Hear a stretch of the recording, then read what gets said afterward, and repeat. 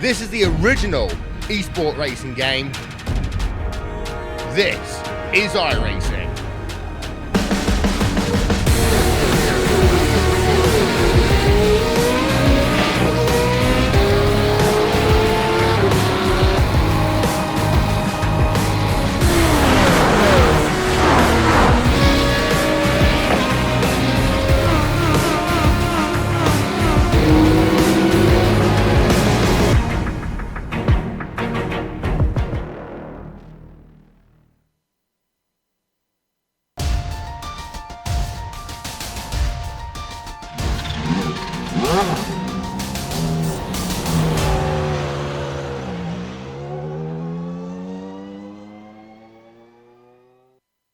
Sadro finally wins his first race of the season. That has closed in the points battle, but it's still going to take a monumental effort by the American to dethrone Gaspers. With today's track being part of the base content here on iRacing, both drivers are undoubtedly well familiar with this circuit. What will Okayama hold in store for us today? We'll find out soon as we get ready to watch round 11 here on the Weekend Warriors, and you'll see it all live here on the Global SimRacing Channel and the iRacing Esports Network. Hi, I'm Joe Peak, and with me in the booth is Stefan Schlacker. Behind the scenes is our director, the Dr. Amjad Yaman, and he's using cameras provided by Dougie Beer. Steph, there's definitely some tracks that aren't well loved in F1 history, but Okayama certainly seems to hold a place in the halls of the quickly forgotten and often maligned. But if I'm honest, I actually quite like racing here. Joe, I'm gonna be honest here. I wouldn't care if this track gets abandoned and we never see it again on ours. However, the combination of Okayama and the Spec Racer Ford is one to see. A car that struggles with over and understeer, plus a track with all sorts of corners, fast, slow, on rough cambered, is bound to give us great action and maybe even some mishaps around these 11 turns, spread out around 2.3 miles of tarmac. Ever so tricky, ever so loved or hated, depending on what your style is on this track, the Spec Racer Ford and Okayama combination will go green in a few minutes. Before though, we're going to send you trackside to get a feel for how much of a handful this combination can be on board a lap with our GSRC lap guide. Alright, we've got Stefan Schlacker in the GSRC SRF, so let's do a lap around Okayama. Down into the first corner, it can be a good place to overtake, but it's difficult to outbrake someone. This is a faster corner than most would expect. From off of there, you're quickly switching back to set up for Williams. This off-camber corner goes on for quite a while, and drivers will need to be playing with the throttle to balance the car the whole way around. Don't floor it too soon to stay out of the gravel, then you'll straighten out the Moss S. Be aware if you're too wide with anyone, because you'll both look silly if you tangle. Then you've got another heavy braking zone into Atwood. While the temptation will be great to try and make a pass on the entry, smart drivers will be setting themselves up for the exit. Not only does it open up to this long uphill, but it leads to the backstretch, which is the longest acceleration zone of the circuit. The draft offers a much easier chance to overtake with how underpowered the Spec Racer is. But if you find things to be close when you come to the end of the straight, don't forget that you've got the hairpin here. It's very common that outbraking maneuvers get attempted. However, they're not always successful. This corner is heavily banked and it quickly switches back into revolver, meaning drivers will sometimes hold the outside to give themselves the inside into this left-hander. But the downhill bend can catch drivers out and it's surprisingly tricky. Then you've got Piper, which for a modern circuit has shockingly little runoff on the outside. Anyone who understeers off the track because they're greedy can scrape the barriers with ease. Then comes Redmond, which does see surprise attacks from time to time, but this leads into the slowest and most technical section of the track. It switches back for Hobbs, which is another uphill hairpin requiring patience with the throttle. You want to square off the exit because up into Mike Knight, you've got a very fast bend. This will bleed into one of the most important corners on the track, the final turn. It's not particularly slow, but it leads onto the main straight, and if you hesitate on the power, it leaves you very, very vulnerable. You don't want to give your opponents any chance to breeze past to the line. Which, by the way, hopefully you've now finished a lap around Okayama.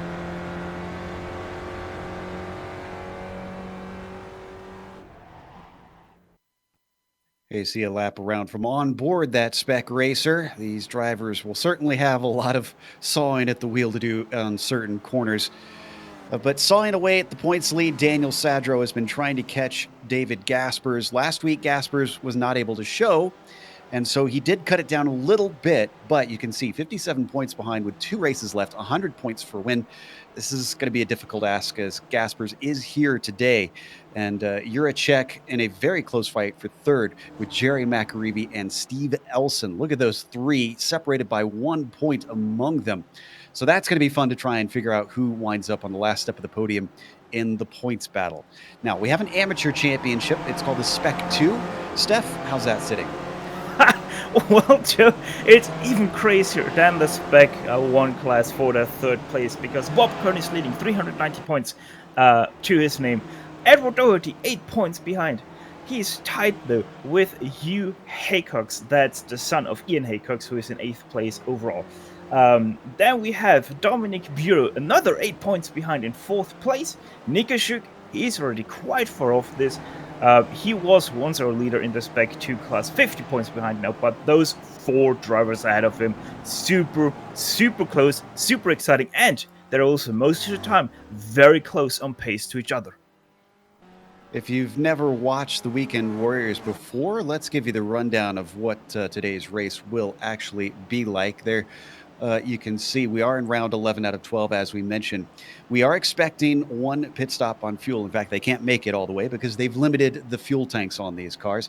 The setups are open, so they can try and get a little bit of speed out of messing with the way that this car is set up, though it's very basic. It's a 40-minute race today, and like I said, 100 points for a win, but they ration it so that it's always 25 points for last place. Considering the large field we have here today, which was expected for a free track, you can imagine that the points gaps are going to be a lot smaller. They get some penalty points if they do get off tracks, and there's some places where it'll be easy to rack those up. They also have a spare car. Now, the Weekend Warriors is, as always, brought to you by Sim Stickers. Whether it's button boxes, steering wheels, or keyboards, they have you covered. You can find out more about them at simstickers.co.uk, with a huge thank you from us here at GSRC for them sponsoring this season of the Weekend Warriors. Also, just to remind you that you're watching this on the iRacing Esports Network, make sure and subscribe. It's very easy to do so. If you scroll below this video on YouTube, you'll see a big red button that says subscribe. Click that. You won't miss a moment here on IESN. We've got a merch store that's been recently opened here on the Global SimRacing Channel. We're selling a few items, including a t-shirt. Now, we've made sure and gone through the proper channels on these t-shirts. They are FIA Grade 1 for being a headrest in the car. So if you find your neck just not quite holding up with the G-forces here in the Spec Racer Ford, you can wad it up, put it at the side, duct tape it in, do whatever you need to do, and it will guaranteed keep your neck safe and keep it from wearing out during the race. Right now, qualifying is going on. David Gaspers holding the provisional pole. McAreeby, though, has been pretty quick both in warm-up and here today in qualifying, Steph. He's ahead of Sadro right now. Yeah, and he's only about, 700th away from his own personal fastest lap that he's had in practice. So, yeah, Gary McAreeby doing a great job. He showed already throughout the many seasons of the Weekend Warriors that he is a force to reckon with. He had a little bit of a lackluster season last time around. This season he's regaining speed again, and he's really showing it here today at Okayama. Now, as we watch on board McAreeby, he comes around to finish another lap with about a 10th and some change to catch up to Gaspers. He could still take the pole away. That certainly won't be easy, as David is quick almost everywhere we go. As he crosses the line, looks like this not his quickest at a 44.6 last time through. We've got a pit reporter with us today. Ryan Walker has hopped out of the car and joins us here on the pit lane down there, ready to run back and forth and get some information. Ryan, I know you're pretty savvy with the way the pit strategy tends to go here. Is there anything particular that you're looking for drivers to do? Is there anything special about this track? Well, Okayama being such a long track, I think there could be a mixture of strategies being used possibly. There could be one that we discussed before the broadcast called the Stevie Race strategy, where people will maybe try and pit early or try and pit it halfway and try and do an undercut. Or you could do as some of the front runners have been doing this season and try and go as long as possible and take take maybe 1.5 gallons at the pit stop to get you to the finish. But it'll be interesting to see what happens, Joe. We'll keep an eye on that, and we'll be going back to Ryan throughout this race as he keeps an eye on who's doing what down there in the pits. Just about 5 minutes left here in the qualifying. Sadro still has not managed to move himself up into second. And even though Gaspers could wrap up the championship, it's also not quite as likely that'll happen today unless something drastic happens to Sadro himself. Antonio Reese currently down in 10th. Also getting ready to finish the lap, coming around the final corner. Keeping half an eye on Sadro because he's coming around. It looks like that was an out lap for him, as that was a slow one. Reese, in the meantime, as he comes to the line, a 44.9 is his quickest. Let's see what this one is. 45 flat, just shy of where he could potentially up himself. Steph, this place, sometimes it seems like it can be a little bit difficult to pass. I've noticed from races we've seen in the SRF that it looks like the draft, even though it's there, it doesn't seem like it's quite powerful enough to make an easy pass. What's your thoughts? No, this time around, these Spec Racer 4 drivers will most definitely have to work to make their passes happen. You have sort of a long straight up to the first hairpin of 3 total on this track, but yeah, no, you really have to work for your chances, and you really have to be at top of your game to be up with the leaders. Now, one thing I want to say or add to the topic of strategies is that this is one of the hardest pit entries for this Spec Racer 4 because there's a little left-hand kink in the right-hand turn that goes into the pit box, so you really have to be careful, because if you hit that grass there on the left side, you are going to be spinning out, and that could potentially be a pit entry blockage for everyone behind you. One more thing we also have to mention is that these cars will most definitely struggle with the back-to-back hairpins in the last sector because of all this under and oversteer these cars produce on and off the front. Yeah, I never really like that section. If there's one big criticism I could have of this track, it's that little back and forth hairpin through Redmond and Hobbs, especially with the awkward gearing of this car through there. Now, Donald Fitter has been having a very good qualifying himself. He's up to 4th and actually just went above his teammate Daniel Sadra. That demotes him to 5th, with Jason Perry also now showing some speed. Spider-Man is back, and he is on row 2 now. Now, you saying that the Spec Racer 4 is awkward to drive through there. Imagine Formula 1 cars driving through there. Yeah, oh gosh, I can't. that can't have been fun, especially with all the power that those things have without any of the downforce helping you in those slow corners. Perry giving quite a tow to Fitterer right now, with Fitterer both behind him in the timing sheets and here on track as he's going to try and make a pass. Well, never mind. That's going to slow both of them up, most likely. I was going to say maybe he could allow Fitterer to jump him with the draft that he was getting. Not really for Fitterer. For Fitterer, that is actually still a normal lap because he didn't really have to slow down more. He wasn't forced by Perry to stick on the inside of that hairpin. So, yeah, expect for Don Fitterer to at least better his 44.586. Not with that line, though. Certainly looks like it is tough to try and get the cars around here quickly, especially with how tight it is up at the top. These last couple corners themselves can be tricky with them being relatively swift. Gasper still our pole sitter by about a 10th, and I see that Jerry McAreevy has headed into the pits, which should be the day over in qualifying terms for Jerry. He cannot improve from there because there's not enough time. We ride on board with Gaspers as he goes through the hairpin, now through Revolver. Off camber, incredibly difficult corner, that one. Swings you immediately here into Piper without any runoff on the outside as the barriers are right at the edge. Currently, the temperature on the track about 88 degrees Fahrenheit, 31 degrees Celsius out there for our European viewers. So not super hot. We've seen a lot worse around here. Should be decent conditions. Gaspers now coming around to finish up. Is he going to be able to get across the line to start a new lap? Should be. Let's see. 5, 4, 3, 2, 1, and he's across the line with about half a second to spare. That was very, very tight, and that one didn't count for him. He's only had one lap that has counted, incredibly. Where is Sadro? Sadro's still down in 6th, and he's got a ways to go to finish this lap. I think the first one to finish up at the top is going to be Jason Perry.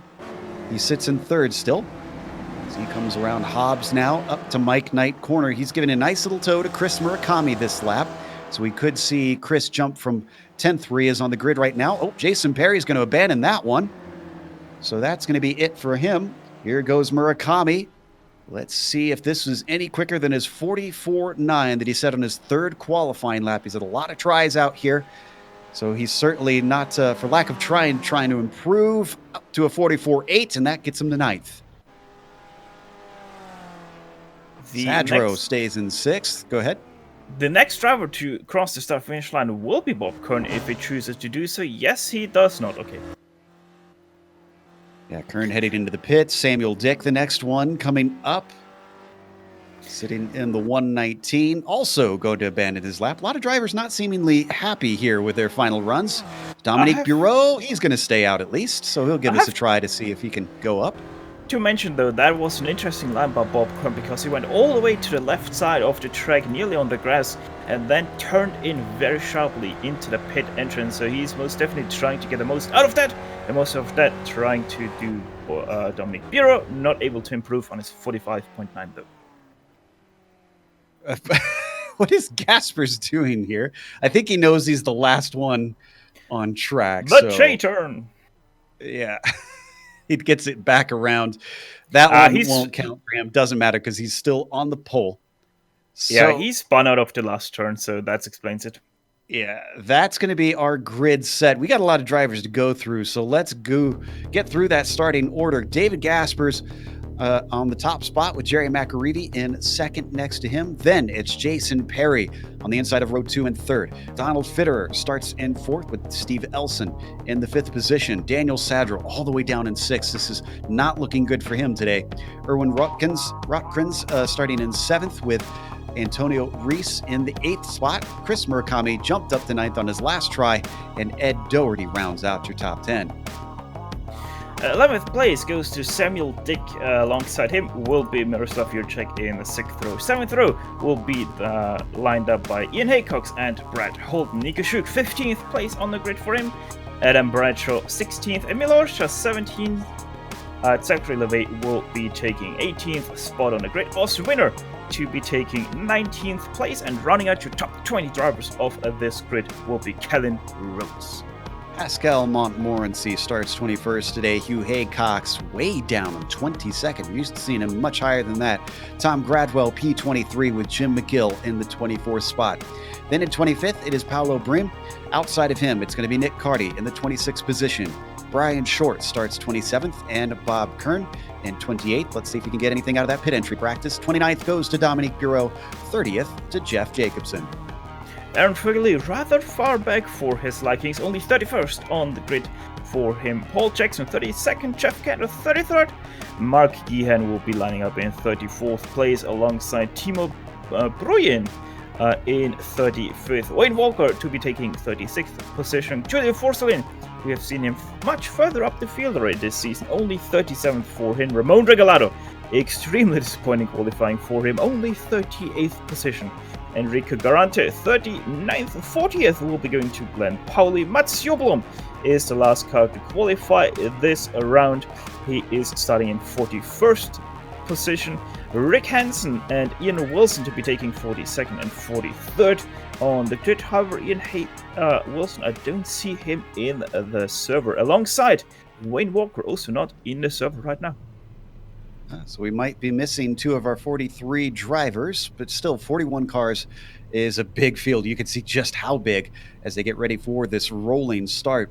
If you're wondering how to keep track of the Spec 2 cars, and if you're a fan of one of them, just watch out for the numbers 200 and above here on the cars. If they're below 200, they are part of the Spec 1 race, but every position does indeed count out here. So the Spec 2 drivers do have incentive to race with anybody out there on the track, even though it is a separate championship.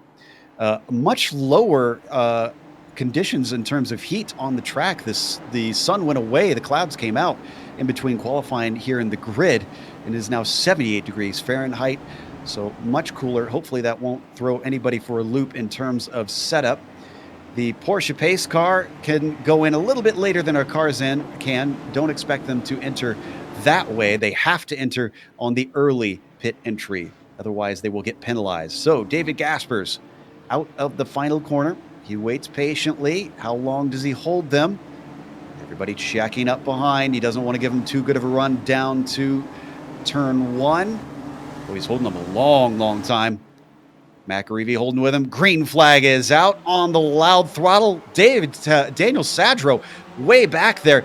Ducks out to the outside immediately. He timed that to perfection. He might be able to get a few spots here depending on how brave he is around the outside. Gaspers immediately getting up to the lead, leaving behind both Perry and McAreevy. Elson having a look, and it looks like Sadro did not gain many positions. He fell behind around the outside. A little bit of a 3-wide situation going into turn 2, but so far everything seems to be going along quite nice. A few bumps to the back of cars, but apart from that, everyone clean out of the first few corners.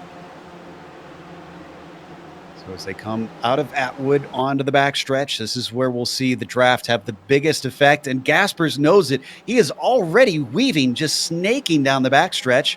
The top 5 are trying to follow him. McAreevy with a little bit of a look on Perry. Those two made slight contact in turn 1. He's got to the inside of Spider-Man, but he's got to get the job done here.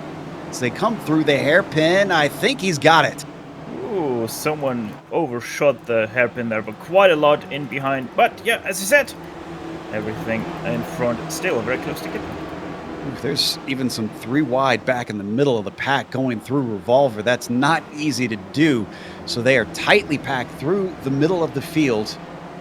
And they come out of Redmond and into Hobbs, climbing back up the hill towards the end of the lap. So far, so good, other than an off here or there from a few cars. Yeah, you're saying that Bob Kern had a little bit of a shocker there for himself as he missed the braking zone for Hobbs. Managed to avoid everyone around him, and I have to say, there's starting to be a gap between Edward Doherty and Erwin Rotkans, between 6th and 7th place, that is. Oh, we've had a problem in the back. Jim McGill, Pascal Montmorency, wow, a number of cars. Brian Short, Dominique Bureau, Zach LeVay have all found themselves in trouble, and this looks like this started actually with someone going up and over. I think that was someone caught the inside curve there and really rolled that one. Watch it one more time. Yeah, that was Bureau who just went rolling there. Got the curb. Looks like Kern finished him off. And then everybody piling in with no separation between them caused all sorts of chaos. Ryan has been down there watching everybody slowly roll their way into the pits. Who have you seen coming in for repairs, Ryan? Yeah, I've just seen Zachary LeVay in the pits. He was one of the unfortunate victims in that accident, but he came into the pits. Oh, another accident in the hairpin. Sorry to cut her in there. Crazy Murakami got turned around. A few cars ran into each other there. One of them also Miroslav Juricek with heavy damage, and Austin Winner. He pulled right back in front of the field. They managed to avoid him, but I can see why there's an accident. Look at this mess going into the corner. 3 wide, 2 wide. He was in front of a lot of cars. That could have been so much worse. Watch Bradshaw's perspective. He was right behind it all. Murakami did get going. He's down in 29th after that.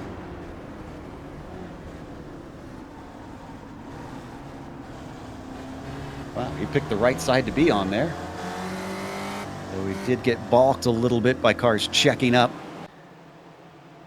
Bradshaw still running in 13th position. Meanwhile, up at the front, David Gaspers holds about a half-second gap over Jerry McAreevy.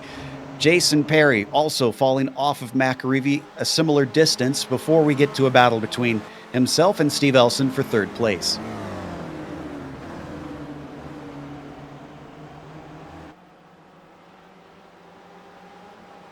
So as they come up onto the backstretch, very shallow exit there from Jason Perry.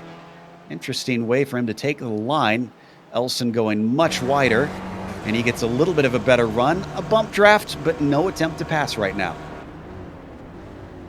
Yeah, after the first lap of craziness, first 2 laps actually of craziness, the field has started to spread out now. It's all just one big line throughout the field. So yeah, everyone is starting to settle down a little bit as Bob Kern goes onto a dive bomb mission on Tom Bradwell to take away that 21st position from him, successfully doing so, by the way. Yeah, no, people are starting to settle down now and get into their race rhythm. You say that, and Enrico Garante unfortunately got turned around at the hairpin. Not sure how this happened. Oh, and Murakami was there again. Yeah, Murakami turned him. Ooh. Chris just not having the best of days in this hairpin.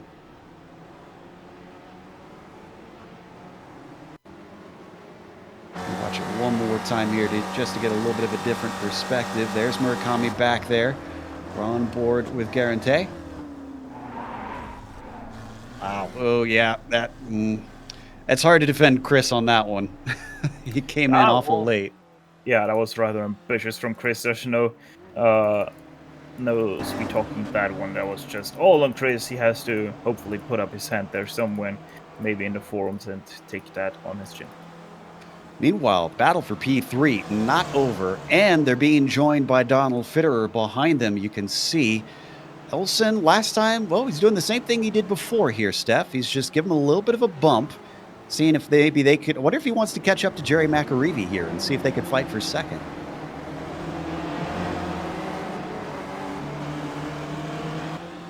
As they continue on their way down the hill around Revolver. As close as this is, sounds like we got a lot of action down for 19th place. Aaron Vaguely involved in that one, along with Ian Haycox and Bob Kern. Yeah, sorry. Sorry, that was Nico Schuch, who we saw losing control and managing to barely catch it coming out of Revolver. Yeah, I'm so fascinated right now by all this mid-pack kerfuffle there. It's about 2-3 battle packs that spread out a little bit and then really come together, really fight again, and then spread out again, and just goes back and forth like that. And yeah, Nico Schuch right in one, or rather no longer in one, as that one goes from about 17th place now all the way down to, what is that, 22nd, that is Tom Bradwell. Jump back up to the leaders. McAreevy actually holding the gap pretty well. Antonio Rees. Perry is dropping back. What happened to Rees? A little bit too ambitious on the brakes behind Juricek. Spins himself around in turn 1, able to avoid everyone behind him. Very lucky for the guys who had to go a little bit evasive there on Antonio Rees through turn 1 and 2. Well, it sounds like Ryan's been listening to the radio of Powley's pit team. What's happened with Glenn? Sounds like there's been some drama, Ryan. Yeah, I was just watching Glenn, and he just had a spin into the hairpin in the last sector just before the final couple of corners, but he's managed to get going, and he's not got any damage, so he's managed to keep going. So he's got that 250 running again. We had a change for position in third. Steve Elson now ahead of Jason Perry, and Donald Fitterer is right underneath them. He has pulled in the gap and is certainly in the hunt for a podium if he can stick with this. A lot of action going on out there so far in this race.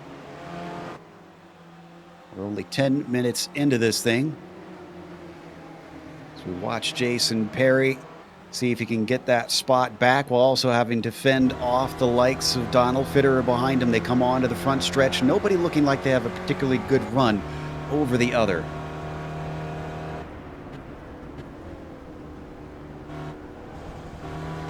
wonder when we'll see our first drivers come into pit. We don't have Stevie Ray here, so sometimes hard to tell, but Steve Elson often is among our early takers. Since we have the knowledge of driver here in the Spec Racer Ford on this broadcast today, Ryan, how much fuel can you save on a track like Okayama? It depends what sort of track you're racing around. I mean, for myself, from past races I've done, you can maybe save up to, I'm not sure, maybe a few gallons, maybe, but not too much. Maybe just you can maybe save just enough to try and maybe do an extra lap, and if you can do that, it means you can take it. You don't have to put in as much fuel during the pit stop. So yeah, it might be worth some of these guys fuel saving up at the front. I wonder if that's what we're seeing with the likes of Elson and Perry. Oh, we've had an accident of sorts here. Bradshaw, I think, is the one turned around. Gets it going. Once again, the hairpin being calamity corner today. Now, did he have help or was on his own? No, that's a weird one for Bradshaw. He outbrakes himself, is heavily on the brake, and then as soon as he's able to turn in again, he just stomps the throttle and spins himself out. We haven't mentioned hardly at all that the battle for the Spec 2 lead currently being held down by Erwin Rotkrins and the 268. Second, though, I don't think he's too disappointed with this. Edward Doherty, 8th overall, is currently second in the points championship for Spec 2 as well, chasing Bob Kern. And since Kern has fallen way down the order, this is looking very good for the 294. And we have gotten our first pit stop of the day. It's Miroslav Jurczyk coming in for a clean car and some fuel. Does look like he took a spare car. The number 84 gets going. He is off and away. So that's our first scheduled one as far as we can tell. He's going to come back out in what looks like 34th or 35th position. Yeah, this isn't the greatest right now for Jurczyk. He probably hoped for some clean track. But yeah, I'm pretty sure he will make clean notice there of the pass of Ryan Short and then be done with and run away. Probably that little bit of draft that he's going to get from Ryan will help him, but not too far ahead of him is that battle pack for 27th overall. Rick Hansen, Nico Schuk, Paul Jackson, Nick Hardy, and Jim McGill all fighting for that 27th place. I looked at my timing and scoring, and Jerry McAreevy's fallen off by a fair bit. It looks as though he made a mistake a lap and a half ago, so I don't think we can get a replay. But the 67 off at Revolver, and that's cost him up to 1.5 seconds now. Gaspers should be able to break the draft from here. Yeah, we might have to keep an eye on that if he's able to get back with David Gaspers, or if he continues to drop ever so slightly from him. Next few laps are the biggest telling point now for Gary McReady. Things have gotten worse for Chris Murakami. He's had more contact. This one, it was Jeff Jacobson who got turned around, lost a lot of positions in Redmond. Oh, but you know what? This one I wouldn't put as much on Chris. We watch the replay here. It looks like Jacobson starts losing it first before Chris ever touches him. We watch from on board the 01. Yeah, he's not even looking for a pass. It just sort of unfolds in front of him, and he was an unfortunate victim in this case that he was right in the midst of the action. It sounds like Jacobson has taken it to the pits. Ryan, what do you see? Oh, never. Hold on. Big crash on the chicane there, whatever that is called. I'm sorry, it's some famous Formula 1 driver, that's for sure. But yeah, Paulo Brem gets turned around by Kellen Rhodes, and then all hell breaks loose as he's stopped right in the racing line. Yeah, vaguely, unfortunately, got a little bit of that action as well. So 3 cars with a high-speed incident. That's not going to do well for them. I think Garante is headed into the pits. Let's go back to... he's taking a tow. Let's go back to Ryan, see if we can get an update on some of the cars down there, including Jeff, who we were talking about before. Ryan, what do you see? Yeah, I was just watching Jeff stop, and yeah, it was a 10.2 second stop according to my timing software, and yeah, that sounds like he's took about around about 2 gallons, so it should be enough to see him to the finish. Oh, and Elson is coming towards you right now. This is the one we're talking about, tends to come in early here, Ryan. Yep, just watching Steve in the pits, just checking to see what his pit stop time will be. And yeah, no tyres, as I mentioned before, so it'll just be fuel only. Just looking at the pit stop time, and it looks like it'll be round about 10.5 seconds. So that's a decent stop there from the 56 as he returns back onto the track. And that's also going to put him in the midst of traffic just ahead of Murakami. He returns in 20th position, but he is now our highest pitter. We were wondering, Steph, on whether or not McAreevy could regain on Gaspers. I'm going to say that's a no. It's already up to 2.3 seconds between them. Yeah, I think this is a goner now for Gary McAreevy. Probably has to focus on just staying ahead of Jason Perry and get home in that second place. Unless something happens with David and he himself makes a mistake, which is pretty unlikely unless he gets pressured. David Gaspers is probably a goner. Oh, Brett Holton, who was in a nice little fight with Winner, finds himself turned the wrong way out of Revolver. He gets it going without any dramas, but he falls to 13th in the process. I was just about to mention, because our director had spotted Winner there on screen. He had gained a lot of positions. Instead, our attention unfortunately went to the number 8 car. You see Winner currently 9th after starting in 19th. Of course, this is what I would expect from Austin, as he usually in the past has qualified much farther up into the top 10.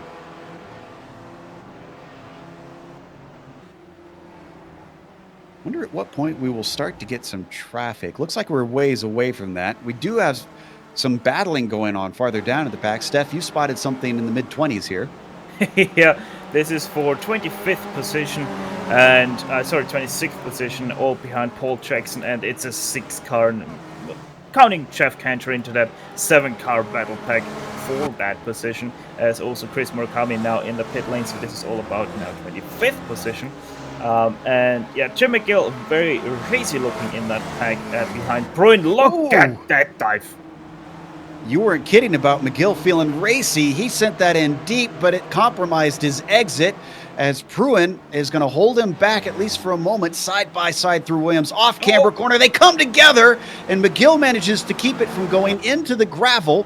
But Miroslav Juracek, here he comes after having his pit stop. Remember, he doesn't want to get held up. He's trying to make as much time as possible. He might be able to get one. He's down to the inside into Atwood. If he can get to the throttle, Pruin might be also overtaken before they get to the hairpin, but he just doesn't quite get the run. Here comes the push from Jim McGill, pushes him past. Jim McGill also gaining a position with that move, so great move by McGill. McGill breaks the early door, and that's nearly coming together. No, that's coming together. And he gets spun to the inside. Oh, he weaves back over to the outside. Somehow doesn't get hit by Pruin as well as Nick Carty. And Carty might get 2 positions for 1 here. Not quite. Even still, that was almost getting personal down there between McGill and Pruin. Yeah, that was looking very personal, as Jim McGill once again on the inside of Pruin. Sorry, that's Carty. Ooh, nearly to the back of Pruin. Now spins out though, gets the tank slapper, and shook. Squeezing by. That was Nico Shook. Has he caused enough heart attacks yet? Jim McGill spins in front of the group twice. Nico Shook this time nearly running into him. And wow, a lot of damage though on Jim's car. Nico, well, a little bit on the back, but otherwise I think this pit stop probably not due to any sort of damage that he got. And I have mentioned that Chris Murakami was in pit lane, but our very eagle-eyed Ryan Walker, he spotted that Chris Murakami did get a speeding penalty there and had a very long stop because of that.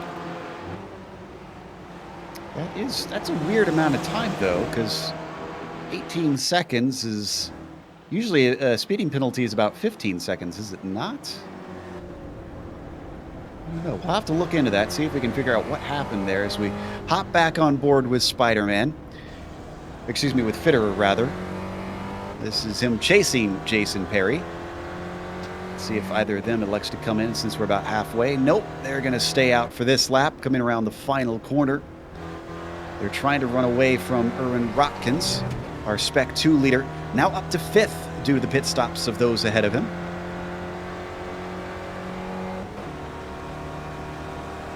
Had a few decently fast drivers come in and out. We mentioned Juracek has taken his stop. Winner and Dick have also, and now Antonio Rees is trundling down pit lane. Aaron Vögele about to join him as he also goes in the pit lane. And who is that? That's Paulo Brem with an extremely damaged car. I think he actually missed the pit entrance and is now actually blocking Aaron Vögele. So very unfortunate timing for the pit stop of Vögele. That's, yeah, not going to help. In fact, he's going by him. I wonder if Brem was maybe damaged enough that he couldn't even keep up to the pit lane speed. There's a lot on that right side of the car, driver's right. Oh, and he missed his stall on top of it. There, it pops back into place. So spare car for the number 27, just as vaguely heads on out of his pits.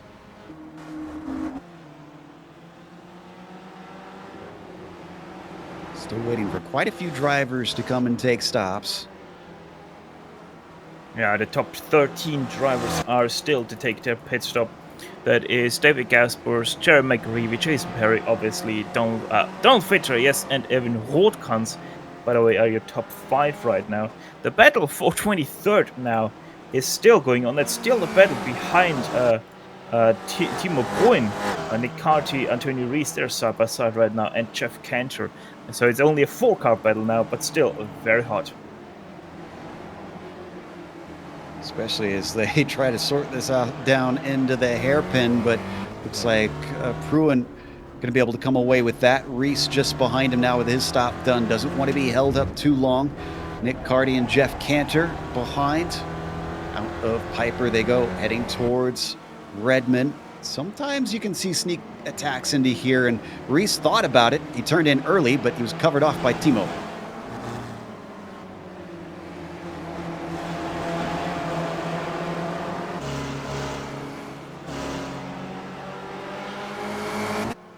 All 4 staying in a line, and whoa, did something happen to Tom Gradwell?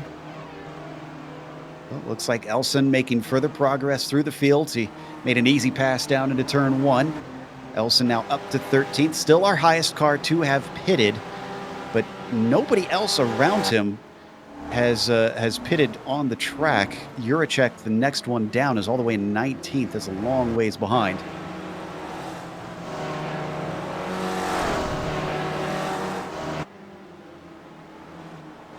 One guy I want to mention right now, Steven Elson in 14th place right now. He is actually, 13th place.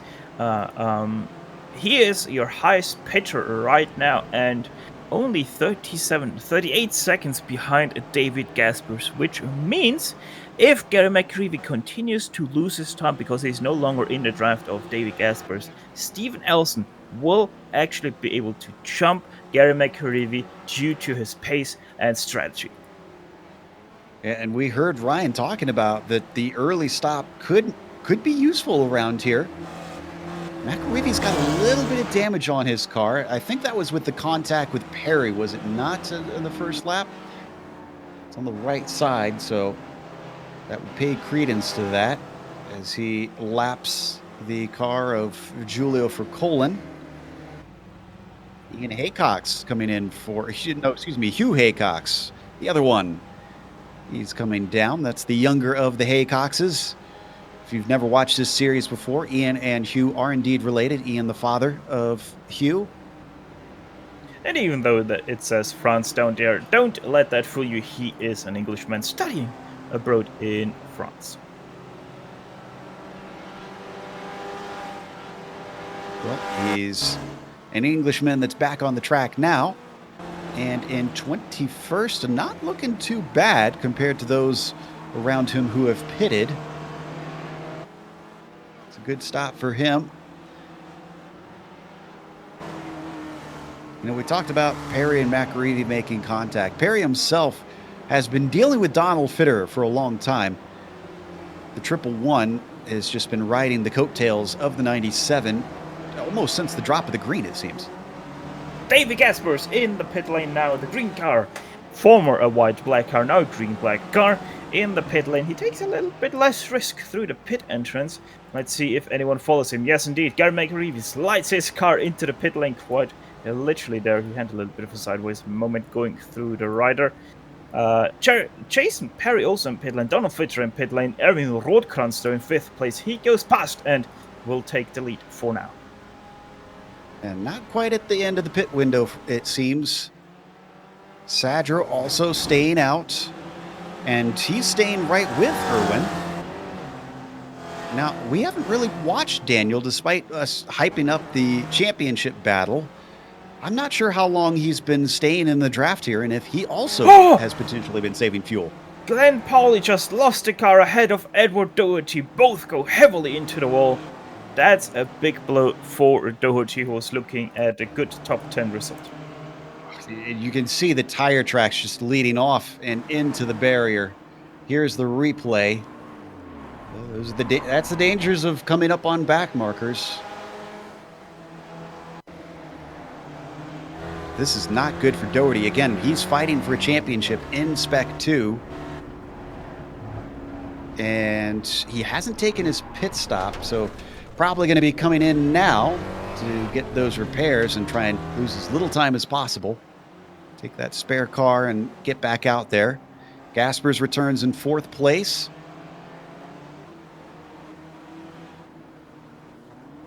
And it looks like Ryan's been paying attention to what's been going on with that strategy battle. What's happened in the pit stops between Gaspers and his rivals here, Ryan?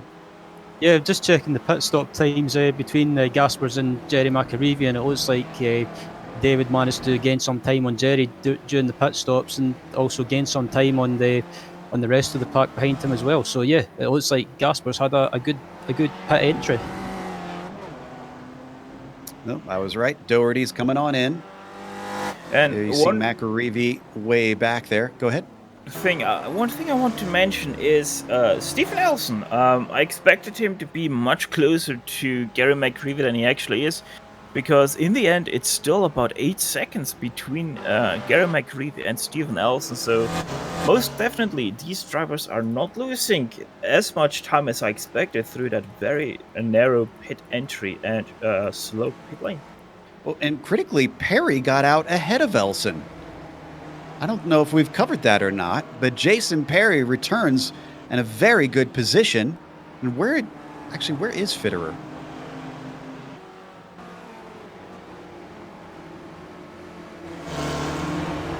Okay, something strange happened. It looks like Donald Fitterer had a speeding in pit lane penalty because his stop was about 13 seconds longer than anyone else, and that, yeah. Jason Perry with a mistake. Oh, no. Oh, actually, he got help there. All right, let's watch the replay. Elson, who was given chase, was chasing a little too close. Gave him a punt down into Atwood. That spun him around. Now, Tom Gradwell did get by, but Gradwell is yet to pit, so he'll get that spot back. Let's watch from Elson's view here. Yeah, that was a pretty solid thunk. Yeah, and that pretty solid thunk is normally what does the trick to spin a car around. Daniel Sadro finally takes his stop. Rotkranz stays out yet another lap. Gasper's easily going to be able to jump Sadro, of course, but we want to know about McAreevy, Elson, Perry, that group. I think we'll be out ahead of Perry after his problems. McAreevy obviously also jumps, but it's much more likely against Stephen Elson that he's able to come ahead out of the pits. He's now off the pit limiter, and that is actually going to be close, but I think Elson will have the advantage there into turn 1. Let's see. Yes, indeed, the momentum carries him past Sadro. Squeaked by with inches to spare. That'll promote Elson to what is 5th right now. but what I believe will be third once we get Rotkrins and Orza in their stalls.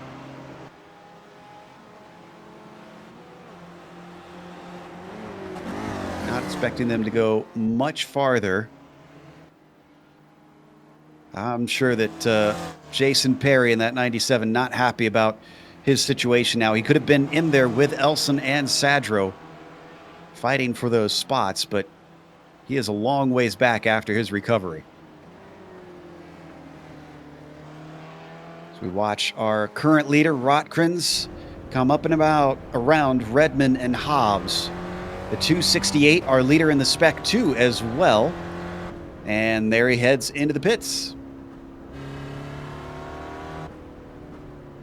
Just him and Orza needing to pay. Did we have a problem with Winner here? Yeah, Austin Winner, it was in the hairpin. Does it all by himself on the inside of Miroslav Juricek. Just is going to be braking a little bit too hard for the likings of his brake bias, and thus spins it around. Harmless spin for him, doesn't hit anything, loses 2 positions though to Samuel Dick and Donald Fitra. Rotkrins is in, Orza pits, Tom Gradwell joins them. Also see Kellen Rhodes taking his stop. So at this point it is just Cantor, Carty, and Pruin. There's Rotkrins, the Benelux driver, back out and running. Where is he returning though? 6th position. Just ahead of Juricek. He is staying ahead of Juricek, and now with that, everyone has pitted thus far. Actually, no, I'm going to take that back. Jeff Cantor hasn't pitted yet. Nick Carty, the same, and Ramon Regalado. They're all coming in right now, but the battle is for third on track as Elson is ahead of Sadro, but scantly so. This is now settled into where they should be, thanks to the pit cycle finishing its way through. So it's got to be settled out from here to the end on track on who is going to be the last step on the podium. Sadro says it's going to be me as he ducks to the inside of Steve. Can he outbrake him into there? Oh, a little bit of a lockup on the inside tires from Sadro, but he manages it well. Clean and smooth move from the 51. Just how you know him, that's how he does his overtakes, clean and smooth. That's how you want to have every pass happen. Also, we have to say that Steven Elson, he gave him quite a lot of room there, went quite far to the outside, probably tried to switch route, that didn't really work for him, though, as they now go through the second set of hairpin. And Sadro most definitely, I wouldn't be surprised, I have to say it like this, I wouldn't be surprised if Sadro is now also able to pull a little bit away from Steven Elson because he has the better pace. We have another slow stop. This one was Rotkrins. He's down in 6th. He should have been in 5th when he came back out if he had a normal stop. But once again, I'm seeing that weird 18-second stop here, Steph. I'm not sure if that's just they haven't figured out the fuel strategy yet or what there. Maybe he has missed his pit stop because, if I remember correctly, that also counts. No, it was 18 seconds in his stall. Yeah, I'm gonna guess that he didn't get his fuel strategy right then, because 18 seconds is too slow for speeding and pit lane penalty. That's what I was thinking. As right now, this battle continues for the 3rd spot. Sadro ahead of Elson. How hard does Steve try and fight this? Steve is 5th in the championship right now. And he's one of the ones that we saw in that battle for 3rd in the points. So he does want as many as possible, even though he is ahead of those rivals around him mostly.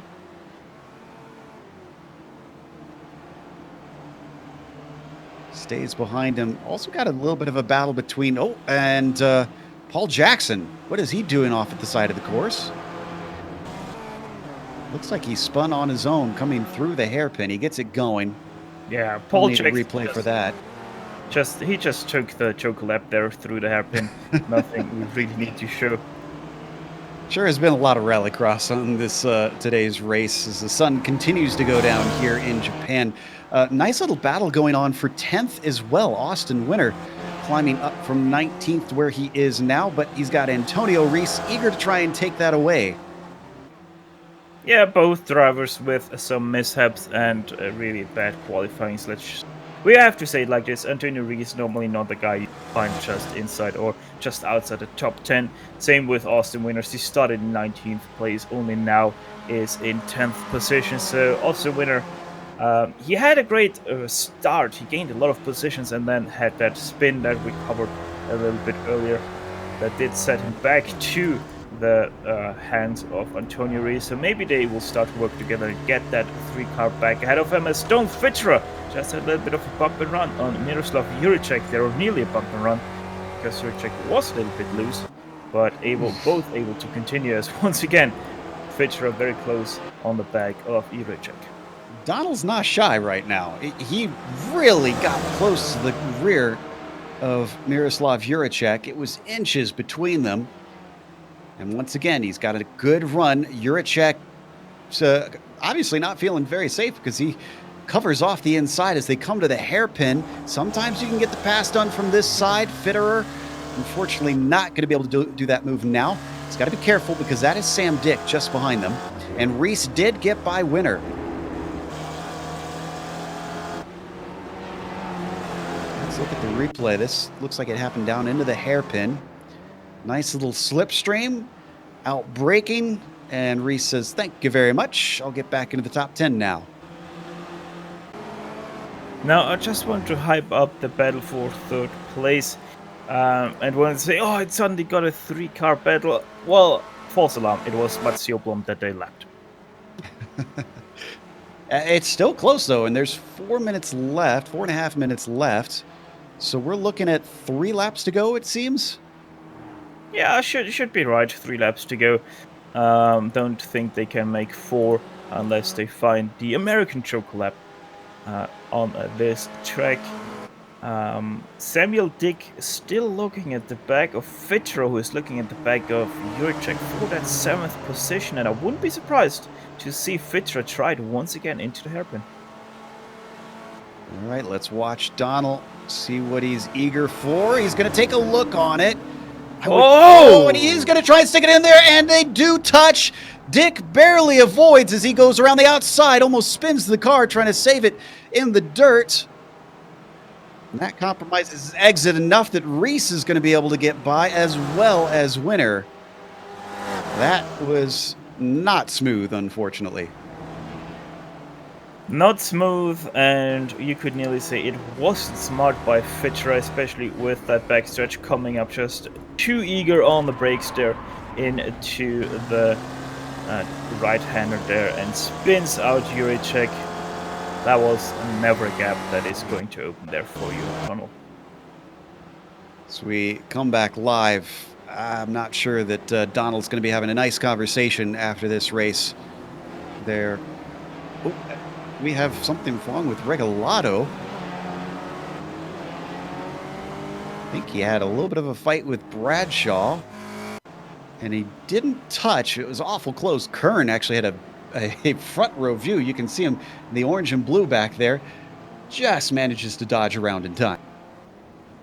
Yeah, no touch, no anything there for Ramon Regalado. He's now right behind the battle pack for 17th place. That's Chris Murakami, Bob Kern, and Kellen Rhodes.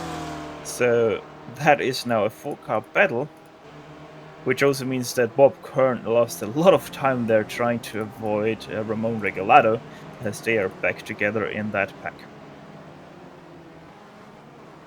Oh, up in 3rd. Was there a mistake from Daniel Sadro? Because suddenly Elson is by.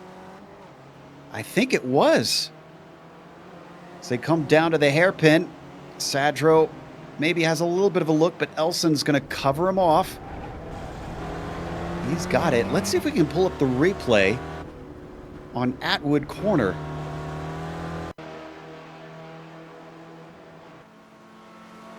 I suddenly saw him going wide. Steph, it looks like you caught a closer look here. Yeah, you're gonna see Sergio just a little bit too aggressive over the curb there at Atwood, thus losing the car because it has too much of a roll angle on. Not too common in the Spec Racer Ford, but it can happen on perhaps like these, as the white flag is presumably out for David Gaspers. Is indeed. The number 23 finds himself well up now, and as he laps yet another lapped car, Zach LeVay off to the side, trying to stay out of the leader's way.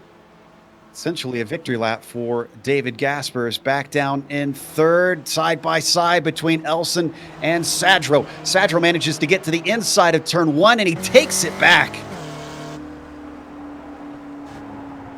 Great stuff from the number 56, but he's not done yet. Steve is right there with him. Unfortunately, we had another accident for Doherty. We don't need to go to it right now. It was off in the final corner. Defensive move from Sadro down into Atwood Corner. This is where he made the mistake last time. This time a lot better on the throttle, Steph. Yeah, and Sadro might even get a little bit off a draft by Forcelin, but Stephen Elson most definitely much more off a draft there for him off the back of Sadro. Will he try to stick his car to the inside? Let's find out. 100 meters. Yes, he does. Is he able to slow it up in time? Yes, he is. Sadro goes wide and thus giving the position to Elson. I don't know why he didn't cover it off. He's going to look to the inside of Revolver once again, but it's just not quite going to work. And as this battle rages on, we've got 2 corners left for David Gaspers, our leader since the drop of the green. McAreevy gave him a run for his money, but it was not meant to be. Every single round, once again, that he has showed up this season, David Gaspers has won the race here in the Weekend Warriors, as he does today in Japan. Garen McAreevy will take second place behind him, but that battle for third place still not decided. Stephen Elson still ahead of Daniel Sadro. Daniel Sadro, though, with a good run out of the last corner. Will it be good enough, though, as he closes in 1 car length, half a car length? Nope! Stephen Elson going to take that away just by inches. Down in 8th, we've got Donald Fitterer chasing...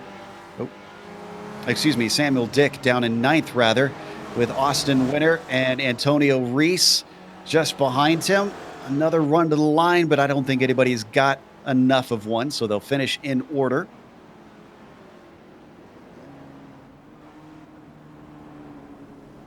Meanwhile, Regalado also trying to hold off Rhodes.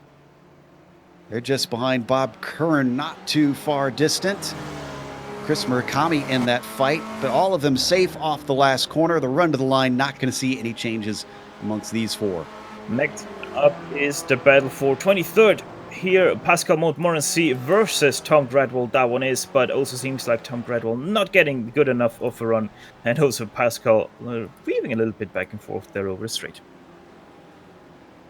I think that's most of our battles on the lead lap. I see Short and Cantor close together, but Short does not get a good enough run as Jerry McAreevy cools down, as there was a missed opportunity for win today behind Gaspers, but still a good finish. We're going to take a break here on the Global SimRacing Channel. We'll come back with the unofficial results as well as driver interviews. Stick around, because on screen you're going to see all the upcoming races here on the GSRC.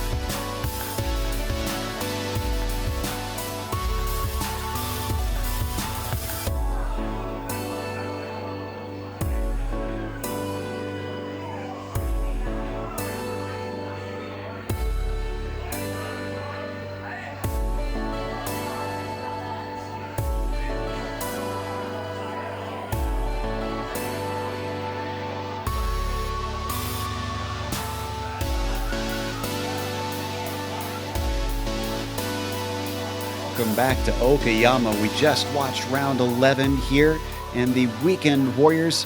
The championship has not settled out, but it's certainly looking a lot more in favor of David Gaspers, especially since he won another race with Jerry McAreevy following him home in second. Once he lost the draft, it seemed like that was it for the 67. Steve Elson fought all the way to the line. Daniel Sadro forcing him to even go defensive as they come down to the checkers, and there was less than a tenth between them. But third went to Elson, Sadro with fourth. Jason Perry, a top five, although he started in third. He might have some words, of course, with Steve Elson after the race. Erwin Rotgrens in sixth position with Donald Fitterer finishing seventh. Sam Dick winds up in P8. Austin Winter in ninth, and Antonio Reese rounds out your top 10. 11th place went to the 96 machine of Emil Orsa, ahead of Miroslav Jurček, just about ahead of him, 6th between those two. Ian Haycox started in 13th, finishes in 13th. Sounds like a boring race, but his race was far from boring. Same can be said for Brett Holton, started in 14th and finishes right there. Adam Bradshaw, he himself gains only a single position, but his race was also quite eventful, with about getting involved in about 2 crashes there in this race. Chris Murakami, one of the worst races he could have dreamt of, only gets a 16th place from his 9th place starting position. Involved in about 4 wrecks, 2 of them not to his fault whatsoever. Bob Kern, 17th place, he is going to be taking from 28th, a bigger jumper to Ramon Regalado right behind him. 38th up to 18th position. And then Kellen Rhodes, he himself gains 1 position, and Geoff Jacobson running out to top 20 drivers, gaining 10 positions from 30th. Pascal Montmorency can't complain because he started in 21st and he finished in 21st. Tom Gradwell, 22nd behind him. Rick Hansen, despite not getting a qualifying time in, finds himself going from 42nd to 23rd. That is a nice little feat. Aaron Vagley himself from 31st to 24th. Then you get to Hugh Haycox in the 25th spot with Jim McGill finishing in 26th. Very aggressive out there today. Nick Carty in the 27th spot and Brian Short in 28th. Jeff Cantor gained a few along the way. He winds up in 29th position. Paolo Bram falling down instead and winding up 30th. Gaining 4 positions was Timo Poin, all the way down in 31st position. He's also the last car on the lead lap, which is quite staggering. 31 cars on the lead lap. I don't think we have seen such a big number for quite a while in this series. Edward Odie, the first car, 1 lap down in 32nd. 33rd to Nico Schutz. Zachary LeVay, 34th. Julia Forsley, 35th. Dominic Biro is going to be taking 36th in the stat sheets here.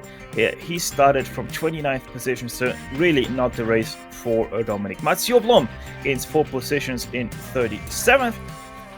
Paul Jackson, 38th. 39th to Glenn Cole. He's also the last car to finish today's race.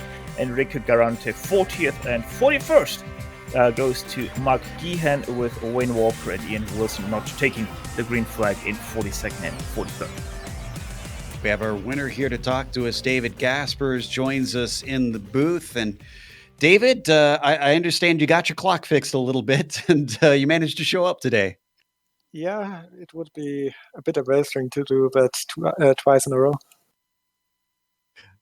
So you managed to take the lead early with that pole, but it looked like Jerry McAreevy was managing to hold on to the draft quite a bit. He stayed with you until it looked like a mistake on his part. Were you finding it difficult to try and shake him? Yeah, Jerry has good pace around you, so unless he makes a mistake, it's almost impossible to drop him.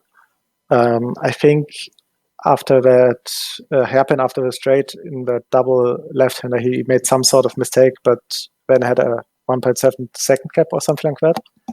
And after that, he couldn't really follow anymore.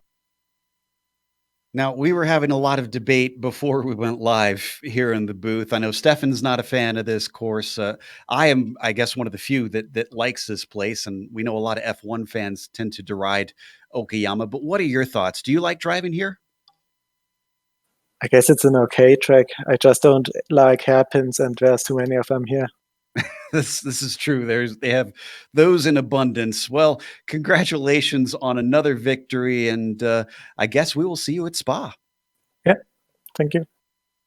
As David Gasper is leading the championship, winning the race today, has not lost out on victory yet this season when he shows up to the race.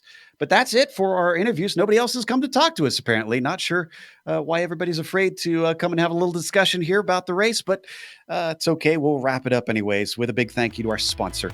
Sim Stickers can be found, once again, at simstickers.co.uk, and hopefully we can continue to give them plenty of thanks as the seasons progress, because they do a lot to help keep this thing going. Also, thank you to iRacing for putting us on IESN and making sure that we are seen by plenty of people. Make sure and subscribe yourself. All you got to do is click the big red button. Thanks to the companies that provide the software and the hardware for our broadcasts. They're listed here on your screen. And an additional thanks go to June Lalonde, who provides our wonderful music. See the screen for how to get a hold of more of her great work. Thanks to the team today, Steph, Amjad, and Dougie. If you'd like to find out more about GSRC, including upcoming races, you can find it at globalsimracingchannel.com. Also, check out our social media. Our Twitter is at GSR Channel, Facebook, Global Sim Racing Channel, and Instagram, GSRC_Graham. Like we mentioned, the finale will be in Belgium. That'll be Spa, Sunday, December 1st at 2:45 p.m. Eastern. But we have upcoming races for other series listed on the screen, so check those out and mark them down on your calendar. But until next time, race clean, race hard. We'll see you on the track.